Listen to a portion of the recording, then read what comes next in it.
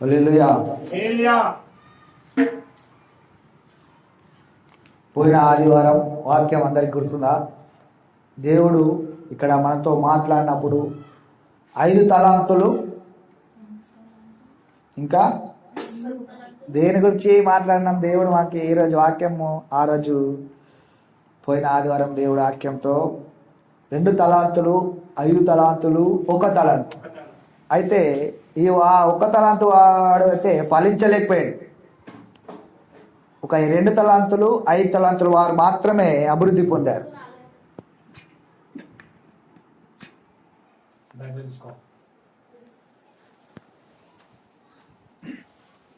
లూకాసు సువార్త 16వ అధ్యాయము 1 నుండి 13 వరకు ఇక్కడ దేని గురించి మాట్లాడుతున్నాడంటే దేవుడు ఈ యొక్క వ్యక్తి దేవుడు గత కాలం నుండి మనతో మాట్లాడుతున్న మాటలు ఆ వ్యాపారములు ఏ విధంగా అభివృద్ధి పొందారు, ఏ విధంగా వాక్యంలో నుంచి దేవుడు ఏ విధంగా వారిని అభివృద్ధి పరిచాడు.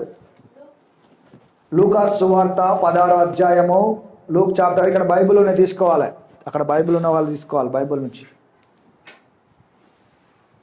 లూకాసు సువార్త 16వ అధ్యాయం 1 నుంచి 16, లూక్ 16 ఫస్ట్ నుంచి చదువుకుందాం, 1 నుంచి 13 వరకు.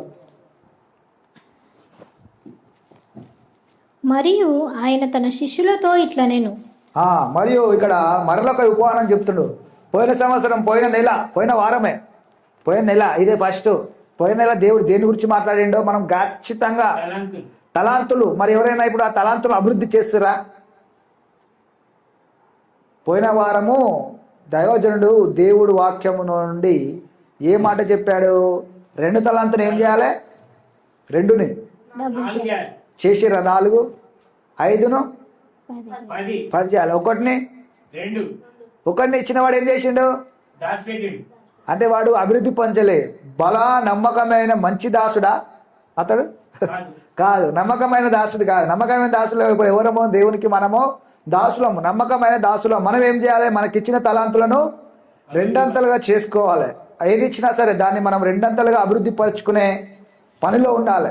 అప్పుడు వారు మంచి దాసులము, బల నమ్మకమైన మంచి దాసులు అని దేవుడు అంటాడు. అయితే దేవుడు పోయిన వారం దాని గురించి చెప్పాడు. ఈరోజు అదే విధంగా దేవుడి గురించి చెప్తున్నాడు, చూద్దాం. ఒక ధనవంతుని యొద్ద గృహ నిర్వాహకుడు అంటే బిజినెస్ మ్యాన్. ఒక గృహ నిర్వాహకుడు అంటే ఎవరు? అకౌంట్లు చూసుకుంటారు కదా, అకౌంట్స్ చూసుకుంటాడు. ఇప్పుడు పెద్దవాళ్ళు ట్రెజరర్ ఉంటారు కదా, అట్లా ఒక పెద్ద రాజు అనుకో, రాజు కింద ఒక గృహ నిర్వాహకుడు అంటే ట్యాక్స్ కలెక్టర్, ట్యాక్స్ చూసుకునేవాడు. చదువుదాం. వాడతని ఆస్తి పాడు చేస్తున్నాడని అతని యొద్ద వాని మీద నేరము మోపబడగా. అయితే ఈ వ్యక్తి మీద ఏమైందంటే నువ్వు ఆస్తిని దుర్వినియోగం చేస్తున్నావు. అంటే కొన్ని ఏమో నువ్వు లెక్కలు కరెక్ట్ చూపించట్లేదు, ఆస్తి తగ్గుతుంది ఏంటి అని కొన్ని కంప్లైంట్లు వచ్చినాయంట ఆయన మీద. అప్పుడు ఏమంటారు చూద్దాం. అతడు వాని పిలిపించి, అప్పుడు ఆ గృహ నిర్వాహకుడిని పిలిపించి, నిన్ను గూర్చి నేను వినుచున్నా ఈ మాట ఏమిటి? నిన్ను గూర్చి నేను వింటుచున్న ఈ మాటలు ఏంటి? అందరు చెప్తున్నారు నీ గురించి. నీవు ఈ యొక్క గృహ నిర్వాహకంలో పైసలు కరెక్ట్గా నువ్వు ఖర్చు పెట్టట్లేదు, ఎక్కువ చేస్తున్నావు, తక్కువ చేస్తున్నావు, కొన్ని లాస్ చేస్తున్నావు అని అడిగినప్పుడు, లెక్కలు చూపెట్టమన్నప్పుడు ఏమంటున్నాడు చూద్దాం. నీ గృహ నిర్వాహకత్వము లెక్క అప్పగించుము. నీ ఒక లెక్క అప్పచెప్పు, ఎక్కడెక్కడ ఏమేమి చేసినావు. నీవు ఇక మీదట గృహ నిర్వాహకుడవై ఉండవలదని వానితో చెప్పాను. ఇక మీదట నీవేం చేయవు, గృహ నిర్వాహకుడై ఉండొద్దు, నీ లెక్కలు చూపెట్ట అంటుండవు దేవుడు. మనకి మరలా ఈ లెక్కల గురించి చెప్తున్నా అంటే మన లెక్కలు మనము సరి చేసుకోవాలి. అందరూ వినాలి జాగ్రత్తగా. దేవుడు మనతో ఈ వాక్యాన్ని మాట్లాడుతున్నంటే మన లెక్కలలో, మనం చేస్తున్న వ్యాపారంలో, మనం చేస్తున్న బిజినెస్లలో, మనం చేస్తున్న పనులలో మన లెక్కలు ఏ విధంగా ఉన్నాయి, దేవునికి ఎంత ఇస్తున్నాం, మనం ఎంత ఖర్చు పెడుతున్నాం, ఎంత దాన్ని వృద్ధిపరుస్తున్నాము అనేది మనం జాగ్రత్త పడాలి. దేవుడు అందుకే మనకి ఈ మాటలు మనతో మాట్లాడుచున్నాడు. ఆ గృహ నిర్వాహకుడు తనలో తాను నా యజమానుడు నా యజమానుడు ఈ గృహ నిర్వాహకత్వము ఈ గృహ నిర్వాహకత్వం నుండి పనిలో నుండి నన్ను పనిలో నుండి నన్ను తీసివేయును గనుక నేను ఏమి చేతును అంటున్నాడు. ఇక నేను అరే నాది లెక్కలన్నీ తెలిసిపోయినాయి కదా, ఇక నన్ను తీసేస్తాడేమో ఈ పనిలో నుండి, ఇప్పుడు నేను ఏం చేయాలి అనుకుంటున్నాడు.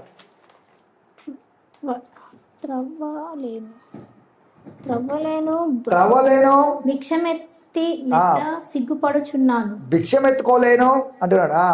నన్ను ఈ గృహ నిర్వాహకత్వం అంటే నేను ఏం పని చేసుకోవాలా నెక్స్ట్ అని అనుకుంటున్నాడు. పని నుండి తొలగించినప్పుడు వారు నన్ను తమ ఇండ్లలోనికి చేర్చుకున్నట్లు చేయవలనో నాకు ఏమి చేయగలనో నేను తెలుసుకున్నాడు. తన యజమానుని రుణస్థులలో ఒక్కొక్కనికి పిలిపించి, నీవు నా యజమానికి ఎంత అచ్చియున్నావని అయితే ఇక లెక్కలు అడిగాను. ఈయన యజమానుడు ఈయన పనిలో నుండి తీసివేస్తాడని అని ముందుగానే జాగ్రత్త పడుతూ ఈయన ఏం చేస్తున్నాడు అంటే, నా యజమానుడికి నీవు ఎంత ఇచ్చి ఉన్నావు అని కొంతమంది ఎవరైతే యజమాను వద్ద నుంచి తీసుకున్న వారితోటి ఈయన మాట్లాడచ్చు ఏం చేస్తున్నాడో చూద్దాం, జాగ్రత్త గమనించాలి ఇక్కడ.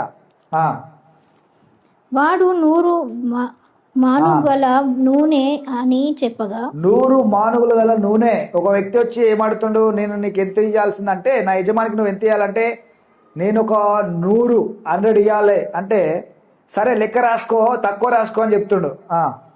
నీవు నీ చిట్టి తీసుకొని త్వరగా కూర్చోండి 50 మానుగులు నూనె రాసి కొమ్మని వానితో చెప్పాను. అంటే ఇక్కడ ఏం చేస్తున్నట, నా యజమానుడు నాకు జాబును తీసేయబోతున్నా అనుకుంటారు. అయితే ఈ జాబే తీసేసబోతున్నా అన్నప్పుడు ఈయన ఏం చేస్తుండు, నా యజమానికి నువ్వు ఎన్ని ఇవ్వాల్సి వస్తుంది, నువ్వు ఎన్ని ఇవ్వాలంటే నాకు 50 అని రాసుకోమనంట. 50 అని రాయమన్నప్పుడు అప్పుడు ఇంకొక ఈయన తెలివితో తక్కువ రాపించుకుంటుండు, లెక్కను తక్కువ రాపించుకొని చదుదాం. ఎన్నో వచనం?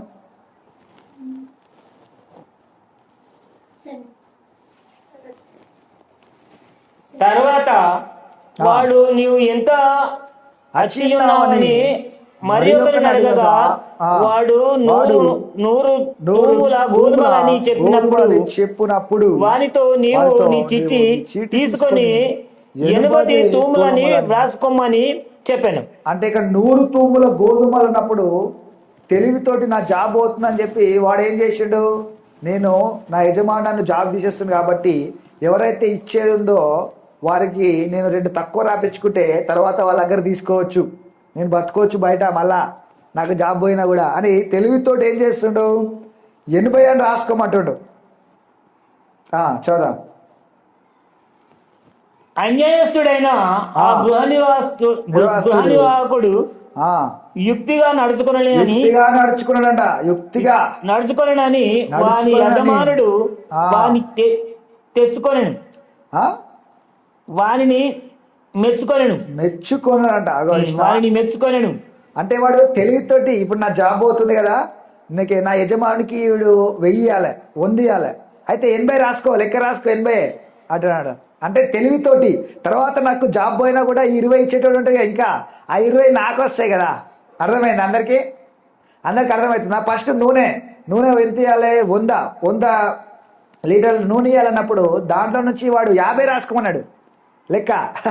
50 రాసుకొని 50 నాకు 50 ఇచ్చినట్టు లెక్క రాసుకో, తర్వాత నాకు జాబ్ పోయినాక నీ దగ్గరకు వస్తా అని మెల్లంగా యజమాని అడిగిండు అనమాట. నీకు ఇక మీదట నువ్వు ఈ గృహ నిర్వాహకతలో నువ్వు ఉండవు, నేను తీసేస్తున్నా అని చెప్పగానే ఇక ఈ పని చేసిండు.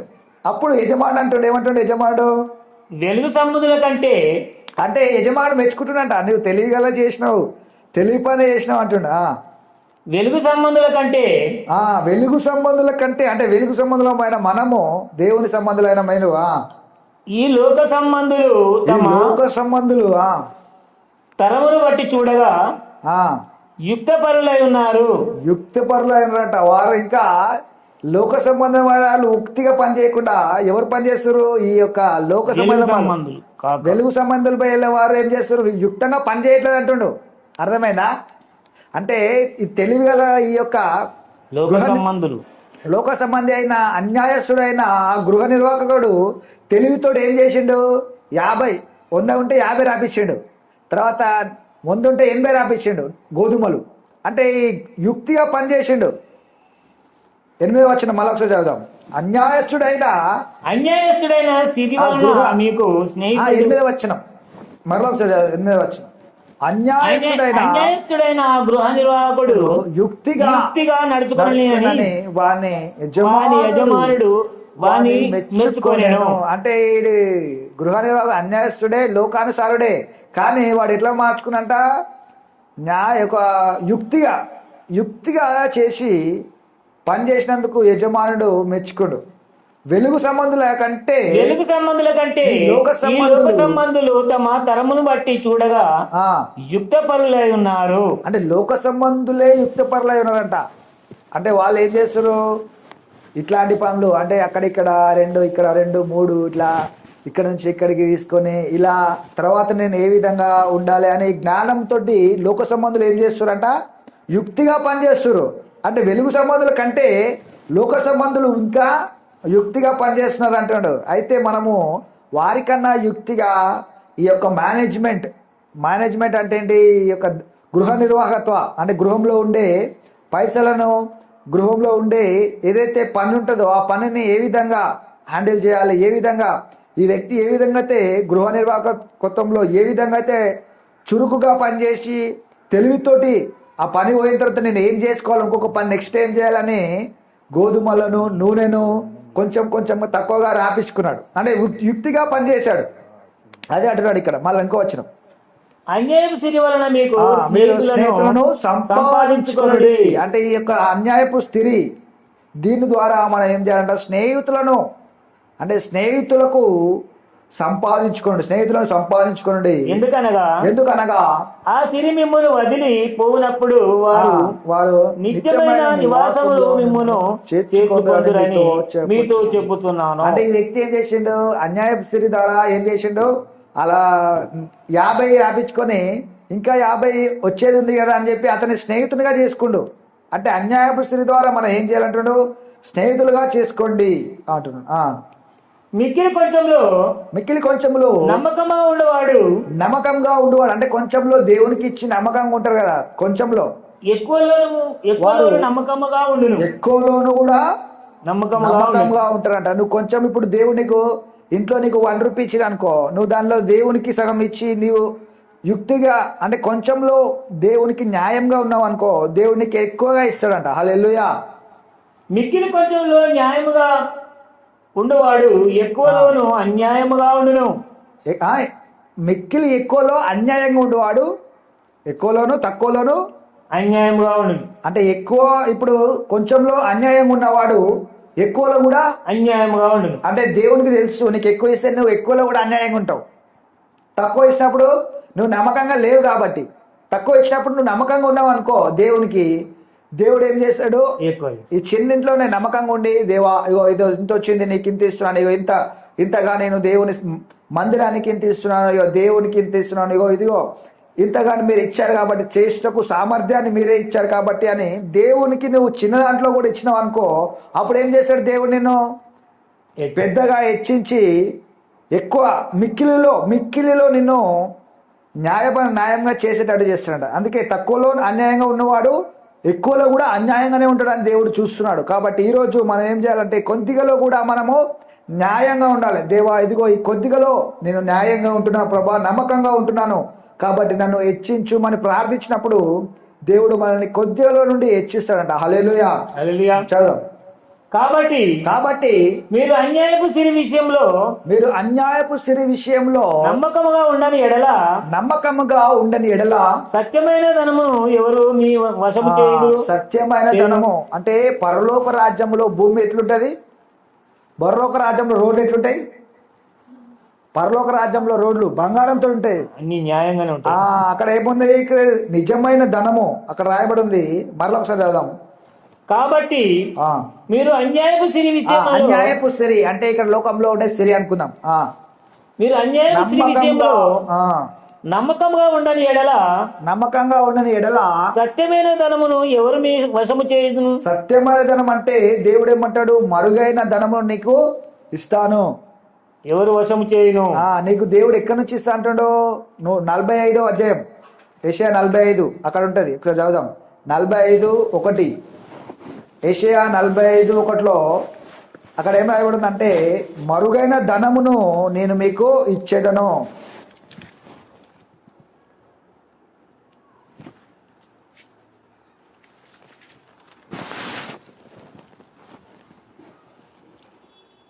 అతని పక్షమున 3వ వచనం. పేరు పెట్టి పిలిచిన ఇశ్రాయేలు దేవుడైన యెహోవాను నేనే అని నీవు తెలుసుకొనున్నట్లు అంధకారములో ఉంచబడిన నిధులను నిధులను రహస్య స్థలములోని మరుగైన ధనమును నీకిచ్చేదను. హల్లెలూయా. మళ్ళీ ఇక్కడికి వద్దాం. అంటే ఇక్కడ మరుగైన ధనమును దేవుడు మనకి ఇస్తున్నాడు అన్నప్పుడు, మనం మరి కొద్దిగా నమ్మకంగా ఉన్నప్పుడు, అన్యాయపు స్త్రీ అందు నీవు నమ్మకంగా ఉన్నప్పుడు, నిత్యమైన సమృద్ధి, ఎప్పుడూ కరిగిపోని సమృద్ధిని దేవుడు మనకి ఇవ్వాలనే ప్రణాళిక ఉంది దేవుడికి. కాబట్టి దేవుడు ఈరోజు మనతో ఈ అకౌంట్స్ గురించి మాట్లాడుతున్నాడు. ఈ అకౌంట్స్, ఈ గృహ నిర్వాహకత్వము, ఈ యొక్క బిజినెస్ గురించి దేవుడు ఎందుకు మాట్లాడుతున్నాడు అంటే, దేవుని సంపద మీకు రావాలంటే ఈ అన్యాయపు సంపదను మనం ఏం చేయాలి? న్యాయకంగా ఉండాలి, నమ్మకంగా ఉండాలి. అందుకన్నాడు, అన్యాయపు స్థితిలో మీరు నమ్మకంగా ఉండకపోతే నిత్యమైన మరుగైన స్థలంలో నుండి డబ్బులను నీకు ఏ విధంగా ఇవ్వాలి అంటుంది దేవుడు. అంటే నువ్వు అన్యాయపు స్థితి వద్ద అక్కడ రాయి ఉంది. కాబట్టి మీరు అన్యాయపు స్థితి విషయములలో నమ్మకంగా ఉండని ఎడల సత్యమైన ధనము ఎవరు మీ వశము చేయగలరు. అంటే నేను ఎప్పుడు ఇవ్వాలనుకుంటున్నా, కానీ నువ్వు ఎక్కడ ఉండలేవు, ఈ అన్యాయపు స్థితిలో నమ్మకంగా ఉండట్లేదు. మరి నేను సత్యమైన ధనము నీకు ఎప్పుడు చేయాలి? హ్యాండ్ ఓవర్ చేయాలి. నీకు ఎప్పుడు ఇవ్వాలి? Suit case. నేను ఈ సూట్ కేసు తోటి హ్యాండ్ ఓవర్ చేద్దాం అనుకుంటున్నా, కానీ నువ్వు అన్యాయపు సిరి, నీ దగ్గర ఉన్న సిరితోటి న్యాయంగా లేవు. అందుకే క్లియర్గా రాయబడింది కదా. కాబట్టి మీరు అన్యాయపు సిరి విషయంలో నమ్మకంగా ఉండని ఎడల సత్యమైన ధనము ఎవరు మీకు హ్యాండ్ ఓవర్ చేస్తారు, వశము చేస్తారు.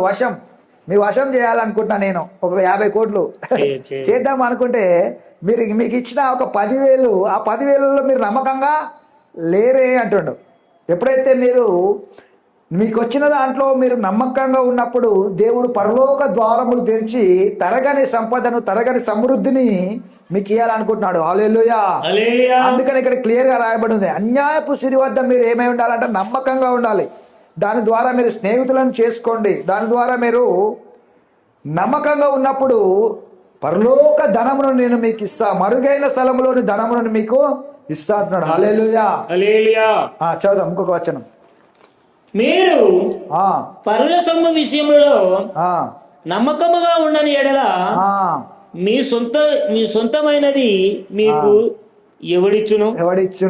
మీరు పరుల సొమ్ము విషయములలో నమ్మకంగా ఉండని ఎడల, అంటే మీరు సొమ్ములో, దేవుడిచ్చిన సొమ్ములలో నమ్మకంగా ఉండనప్పుడు మీకు పరలోకంలో నుండి సమృద్ధిని ఎవరిస్తారు? మరి మీకు ఇచ్చిన దాంట్లో మీరు నమ్మకంగా ఉన్నప్పుడు సమృద్ధి మీకు వస్తుంది అంటున్నా. హల్లెలూయా.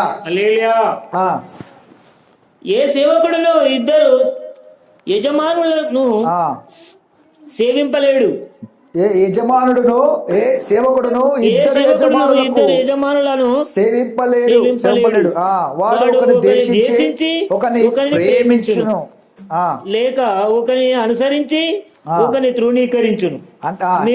మీరు దేవుని సిరిని సేవింపనేరని చెప్పాను. అంటే చాలా మంది సిరిని ప్రేమిస్తారు కానీ దేవుని ప్రేమించారు అంటున్నాడు.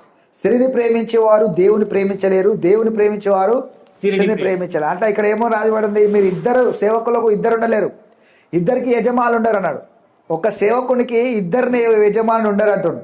అందుకనే ఒకరిని ద్వేషిస్తాడు, ఒకరిని ప్రేమిస్తాడు. ఏ సేవకుడును ఇద్దరు యజమానులను సేవింపలేడు. ఒకరిని ద్వేషించి ఒకరిని ప్రేమించును, లేక ఒకరిని అనుసరించి ఒకరిని తృణీకరించును. మీరు దేవునికిని సిరికిని సేవింపలేరు. అంటే దేవుని సిరిని, అంటే ఇప్పుడు దేవుని ప్రేమించేవారు దేవుడే వారికి సమృద్ధిని ఇస్తాడు. ఇప్పుడు సిరిని ప్రేమించేవాడు దేవునికి ప్రేమించలేడు. అందుకనే పరలోక ధనము నేను ఇవ్వాలంటే మీరు దేన్ని ప్రేమిస్తున్నారు? లోక సమృద్ధిని ప్రేమిస్తున్నారు. లోకమును దాని ద్వారా మీరు ఏం చేసుకోవాలి? ధనము ద్వారా నమ్మకంగా ఉండి దేవునికి పరలోక రాజ్యంలో నుండి సమృద్ధిని నేను మీకు ఇవ్వాలనుకుంటున్నాను కదా. మీరు దేవునికి సేవకులై ఉండాలంటున్నాను. హల్లెలూయా. హల్లెలూయా. మీరు దేవునికి సేవకులై ఉన్నప్పుడు పరలోక ధనమును దేవుడు మనకిస్తాడు. హల్లెలూయా. హల్లెలూయా. అయితే ఈ వాక్యము చాలామంది వింటున్నారు. మళ్ళా 13వ అధ్యాయం, మత్తయి సువార్త 13వ అధ్యాయము. చాలామంది ఎందుకు ఫలించలేకపోతున్నారు? మరి దేవుడు క్లియర్గా మాట్లాడుచున్నాడు ఇక్కడ మనతోటి. ఏ విధంగా 2ను 5 చేయాలి, 2ను 3 చేయాలి, 2 4 చేయాలని దేవుడు పోయిన వారం మాట్లాడాడు దేవుడు. మళ్ళీ అదేవిధంగా ఈరోజు కూడా దేవుడు ఒక గృహ నిర్వాహకుడు ఏ విధంగా అయితే తను ఈ లోకం మత్తయి సువార్త 13వ అధ్యాయం, మత్తయి సువార్త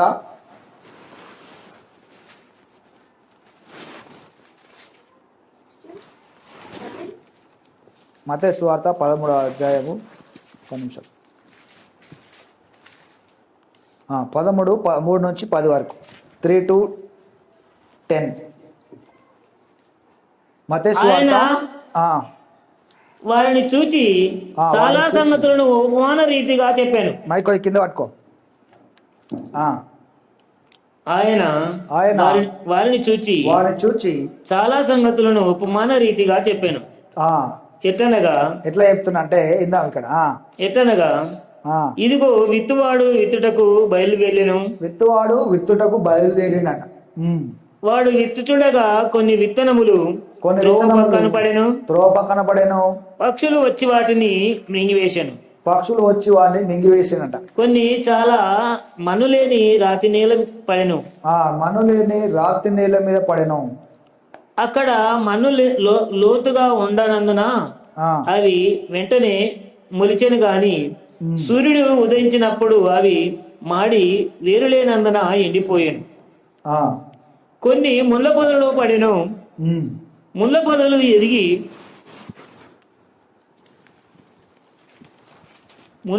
ఎదిగి వాటిని అణిచివేశాను. కొన్ని మంచి నేలలు పడి ఒకటి 100 అంతలుగాను, ఒకటి 60 అంతలుగాను, ఒకటి 30 అంతలుగాను ఫలించాను. చెవులు గలవాడు వినుగాక అని చెప్పాను. హల్లెలూయా. హల్లెలూయా. చెవి గలవాడు వినును గనక అని చెప్పిందంటే, ఇప్పుడు పాస్టర్లు, దేవుని వెంబడించేవారు, దేవుని అందు భయభక్తులు, దేవుని ప్రేమించేవారు ఆ వాక్యమును విని దాని ప్రకారం నడిచి 30 అంతలుగాను, 60 అంతలుగాను, 100 అంతలుగాను ఫలిస్తారు. మరి ఎందుకు కొంతమంది ఫలించట్లేదు అంటే, పోయిన వారం చెప్పిన మాటలు దేవుడు వాక్యం ద్వారా మనం ఏమాలి? 2టిని 4 చేయాలి. మరి ఎవరైతే విన్నారో ఆ వారము, ఎవరైతే గ్రహించారో వారు ఏం చేస్తారు? ఇప్పుడు ఒకటి ఇచ్చిండు, ₹1 ఇచ్చాను అనుకో వాళ్ళ డాడీ, వచ్చే వారంకి ₹1 ఇచ్చినప్పుడు ఆ ₹2 ఏం చేస్తాడు? 2 చూపించగలుగుతాడు. కానీ ₹1 దాన్ని ఏం చేసిండు? కొనేసుకొని ఏదో చేసేసిన అనుకో, ఆయన అక్కడ ₹1 ఉంటుంది మళ్ళీ వచ్చేవరకు. అంటే వారు 2 చేసే ఆలోచన లేదు. ఇక్కడ ఏ విధంగా అయితే జక్కయ్య గురించి చూసుకున్నాం మనం. జక్కయ్య ఏం చేసిండు? ఆయన 2టిని 3 చేసి 4 చేసే ఆ ఒక మనస్తత్వం ఉంది. అందుకనే దేవుడు ఎవరి దగ్గరికి వచ్చిండు? జక్కయ్య దగ్గరికి ఎందుకు వచ్చిండు? మన లోకంలో అందరు ఉన్నారు, చాలా మంది ఉన్నారు. ఈ జక్కయ్య యొక్క తలాంతం ఏంటి? 2 ఉంటే 4 చేస్తాడు, 4ని 8 చేస్తాడు. అంటే ఆయన తెలివి ఎట్లుంది? 2ని 3 చేయాలి, 4 చేయాలి అనే ఒక తలాంతుతో ఉన్నాడు ఆయన. అంటే దేవుడు రాజ్యాన్ని కూడా మనం ఏం చేయాలంట? మనకి ఇచ్చిన తలాంతులను మనం 2, 4గా అభివృద్ధి పరచుకోవాలి. ప్రతిరోజు ఒకటే స్థానంలో మనము ఉండొద్దు. అందుకన్నాడు దేవుడు, నేను 2 ఇచ్చిన వానికి 4 చేసే సామర్థ్యాన్ని నేనే ఇచ్చిన అంటున్నాడు. హల్లెలూయా. అందుకనే చెవి గల వారు వింటారు. వారు విని 30 అంతలుగాను, 20 అంతలుగాను, 40 అంతలు, 80 అంతలుగాను, 100 అంతలుగాను ఫలిస్తారంట. హల్లెలూయా. ఎందుకు కొంతమంది ఫలించలేరంటే, వారు ఐంగిక ఆలోచనలు, లోకానుసారమైన వాటి మీద ఎక్కువగా ఆలోచించి ఈ వాక్యాన్ని ఫలింపకుండా వారు ఈ యొక్క లోక సంబంధమైన మాటలు. తర్వాత ఏమంటున్నంటే 10వ వచనంలో శిష్యులు వచ్చి ఏమంటున్నారు ఇక్కడ? శిష్యులు వచ్చి నీవు ఉపమాన రీతిగా ఎందుకు వారితో మాట్లాడుతున్నావని ఆయన అడగగా ఆయన వారితో ఇట్లా నేను అంటే ఉపమాన రీతిగా ఎందుకు మాట్లాడుచున్నావు అయ్యా, మాకు కొంచెం అర్థమయ్యేటట్టు మాట్లాడొచ్చు కదా అంటాడు కదా. అందరితోటి అక్కడ ఉన్న సమాజంలో ఉన్న అందరితోటి ఎట్లా మాట్లాడుతున్నాడంట, ఉపమాన రీతిగా మాట్లాడిండంట. కానీ శిష్యులు వచ్చి అడుగుతున్నాడు, అయ్యా నీవు ఉపమాన రీతిగా ఎందుకు వారితో మాట్లాడుచున్నావని ఆయన అడుగగా ఆయన ఇట్లా నేను పరలోక రాజ్యములు రాజ్య మర్మములు ఎరుగుట మీకు అనుగ్రహింపబడి ఉన్నది కానీ వారికి అనుగ్రహింపబడలేదు. హల్లెలూయా. ఎందుకు దేవుడు శిష్యులు వచ్చి అడుగుతారంట, అయ్యా మరి ఉపమాన రీతిగా ఎందుకు చెప్పినావు అక్కడ సమాజంలో ఉన్నప్పుడు అన్నప్పుడు ఆయన అంటున్నాడు, మీకు మాత్రమే మర్మములు రాజ్య మర్మములు ఎరుగుటకు అనుగ్రహించబడింది కానీ ఈ లోక సంబంధుల వారికి అవి ఉపమాన రీతిగానే ఉంటాయి అంటుండు. ఉపమాన రీతిగా అంటే అది అర్థం కానట్టు ఉంటాయి, కానీ శిష్యులకు ఎట్లుంటాయంట అది మర్మములు అని అన్నాడు. అప్పుడు వారు అడుగుతారు, ఏమంటాడు ఇంకా, కలిగిన వానికి వానికి సమృద్ధి కలుగును. అంటే వాక్యం ఎవరైతే కలుగుతుందో వారికి ఇంకా సమృద్ధిగా వాక్యం వస్తుంది, ఇంకా సమృద్ధిగా దేవుని మాటలు వారిలో ఫలిస్తాయంట. 30 అంతలు గాను లేని వానికి కలిగినది వాని యొద్ద నుండి తీసివేయబడును. మరియు వారు చూచుచుండియు చూడరు, వినుచుండియు వినకయు గ్రహింపకయు ఉన్నారు. ఇందు నిమిత్తము నేను ఉపమాన రీతిగా వారికి బోధించుతున్నాను. హల్లెలూయా. దేవుడు ఎందుకు కొంతమందికి ఉపమాన రీతిగా బోధించిండు, వారు వింటున్నారు కానీ గ్రహించకున్నారంట, చూస్తున్నారు కానీ వారు వినకున్నారంట. అంటే వారు గ్రహించేవారు కాదు కాబట్టి వారితో ఏం మాట్లాడుతున్నట్ట, నార్మల్గా ఉపమాన రీతిగానే మాట్లాడుతున్నారు, అర్థం కానట్టు. అయితే శిష్యులతో ఏం మాట్లాడుతున్నట్ట, ఇది మర్మములు, దీన్ని మీరు ఎప్పుడైతే వీటిని మీరు ఫాలో అవుతారో, ఇవి పాటిస్తారో. ఎందుకో చాలామంది చూస్తే చాలామంది క్వశ్చన్లు వేస్తారు, పాస్టర్ ఏమో పెద్ద పెద్ద కారులో పోతుండు, మరి సంఘస్థులు ఏమో గట్ల రేంది అంటారు కదా. అంటే సంఘస్థులు ఎందుకు అట్లా ఉన్నారు, పాస్టర్ ఎందుకు అట్లా ఉన్నారు అంటే, పాస్టర్ వాక్యాన్ని ఏం చేస్తుండు, అభివృద్ధి పాటిస్తుండు. ఆయన ఎట్లుంది అట్లా వాక్యం ప్రకారం ఆయన చేస్తుండు కాబట్టి ఆయన ఫలింపు పొందుకుంటుండు. అందుకన్నాడు, ఈ మర్మములు మీకు మాత్రమే, ఎవరైతే గ్రహిస్తారో వారికి మాత్రమే. అంటే వారు అభివృద్ధి పొందాలంటే వారు కూడా ఈ వాక్యానుసారంగా నడుచుకొని ఆ వాక్యాన్ని ధ్యానించి ఆ వాక్యాన్ని ప్రకారంగా.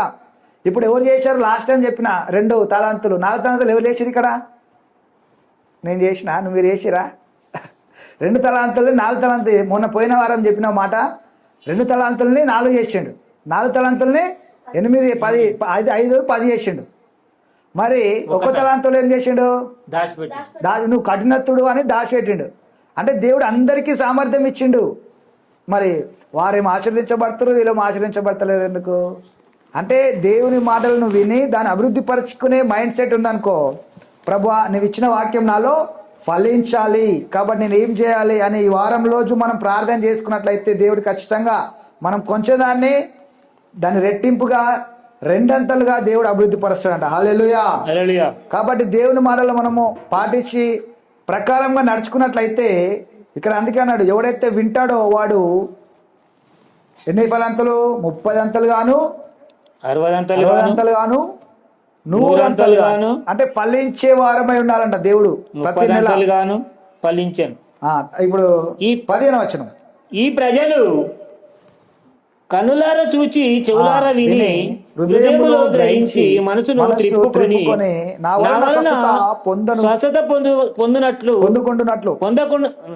పొందకుండానట్లు వారి హృదయము క్రొవ్వినది, వారి చెవులు వినుటకు మందములైనవి, వారు తమ కన్నులు మూసుకొని ఉన్నారు కనుక మీరు వినుమట్టుకు విందురు గాని గ్రహింపరు, చూచుమట్టుకు చూతురు గాని ఎంత మాత్రమును తెలుసుకొనరు అని యెషయా చెప్పిన ప్రవచనము వీరి విషయమై నెరవేరుతున్నది.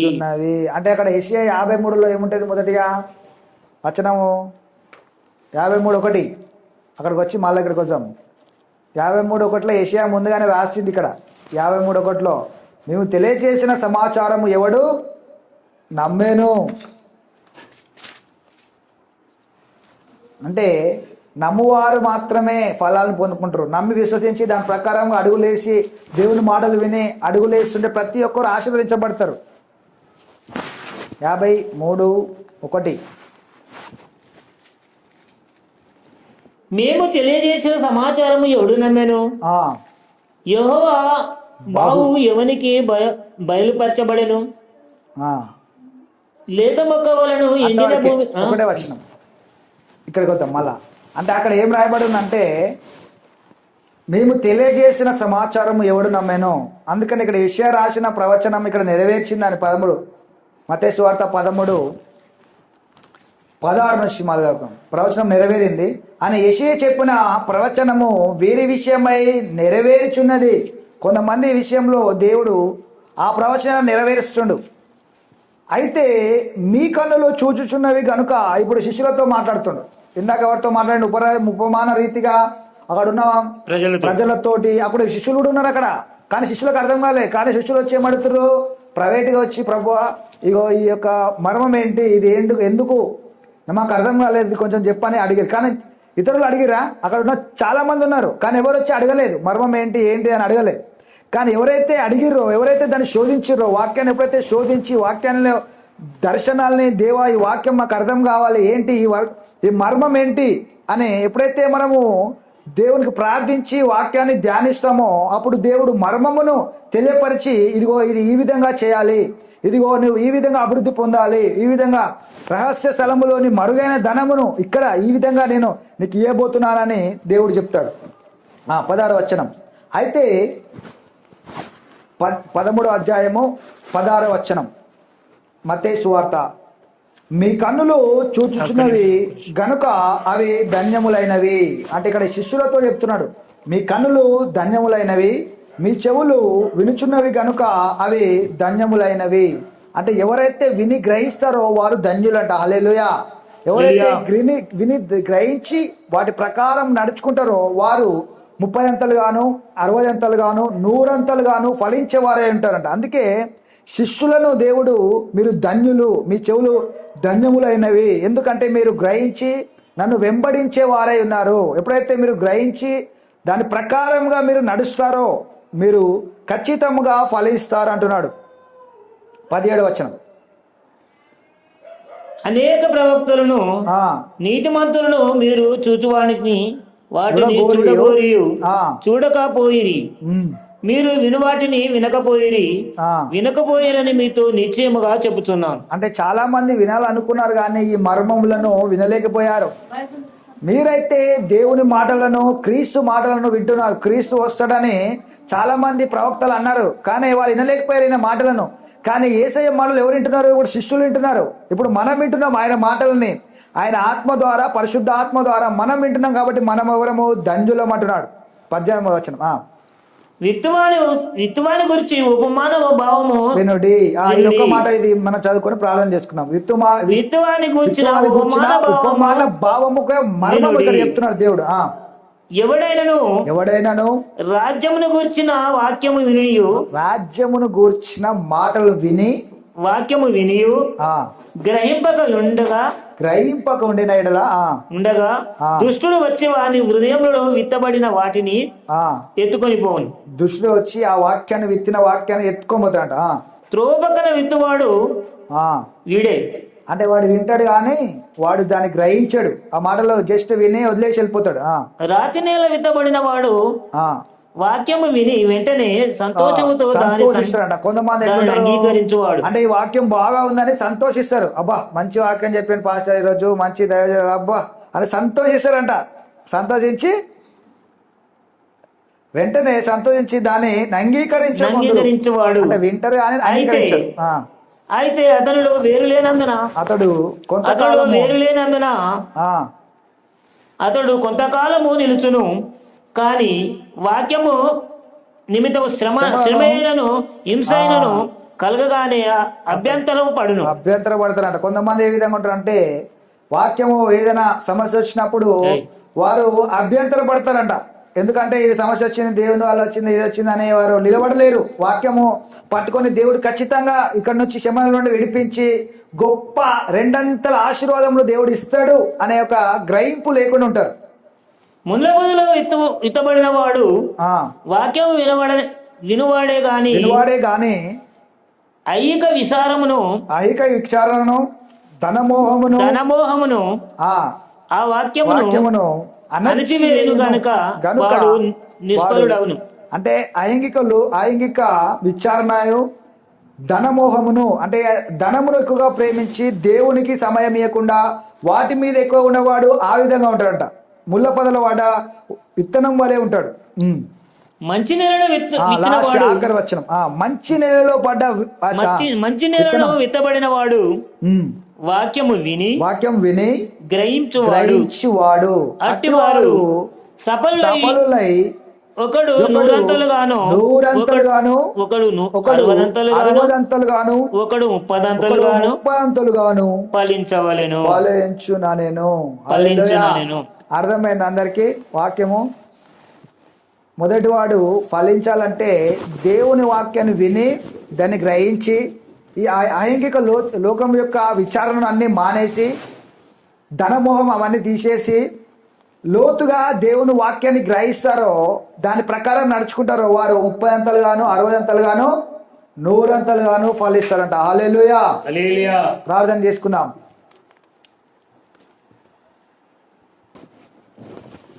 థ్యాంక్ యూ లార్డ్ యేసయ్యా, నీకే వందనాలు చెల్లిస్తున్నాం ప్రభా. గొప్ప దేవ, అద్భుతాలు చేయువాడా. అవునయ్యా, నీకే వందనాలు చెల్లిస్తున్నాం ప్రభా. అవునయ్యా, నీవు ఇచ్చిన తలాంతులను బట్టి వందనాలు. మీరు ఇచ్చిన ఆ ఒక తలాంతులను మేము రెండింతలుగా వాడే కృప మాకు దయచేయండి, జ్ఞానమును మాకు దయచేయండి. అవునయ్య, తక్కువలో కొంచెములో నమ్మకంగా ఉండువాడు అధికములో ఎక్కువలో కూడా నమ్మకంగా ఉంటానన్నావు ప్రభా. అవునా, ఈరోజు మాతో మాట్లాడినందుకు వందనాలు. మేము కొంచెములో నమ్మకంగా ఉండే కృప దయచేయండి. ఎప్పుడైతే మేము కొంచెములో నమ్మకంగా ఉంటామో అవునయ్యా, రహస్య స్థలములో ఉండి మరుగైన ధనమును నేను మీకు ఇస్తా అన్నావు ప్రభా. అవునయ్యా, నువ్వు అన్నావు ప్రభా. ఆ ఒక గృహ నిర్వాహకుడు ఏ విధంగా అయితే జ్ఞానముతో ఆ ఒక 100 వచ్చేవారి వ్యక్తి నుండి 50 తీసుకొని తర్వాత ఏ విధంగా అయితే అతను ఉండాలనుకున్నాడో ప్రభా, ఈ లోక సంబంధమైన వారే చూసుకున్నట్లయితే జ్ఞానము వారు ఎక్కువగా చూపిస్తున్నారు అంటే ఈ యొక్క వెలుగు సంబంధమైన వారు ఎక్కువగా జ్ఞానమును పొందుకోవాలన్నావు ప్రభా. కాబట్టి ఈ రోజు నుంచి మాకు నీ జ్ఞానమును దయచేయండి ప్రభా. అవునయ్యా, నీ యొక్క పరలోక జ్ఞానము నిజమైన ధనమును మేము పొందుకునే కృప దయచేయండి.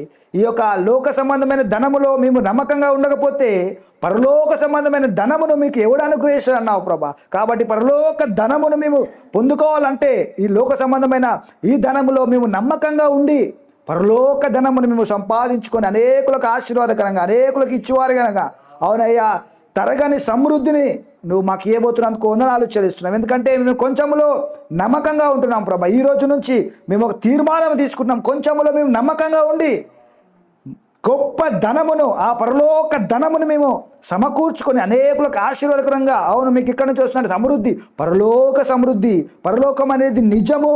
అక్కడి నుంచి మాకు సమృద్ధి వస్తుంది అనేది కూడా నిజము.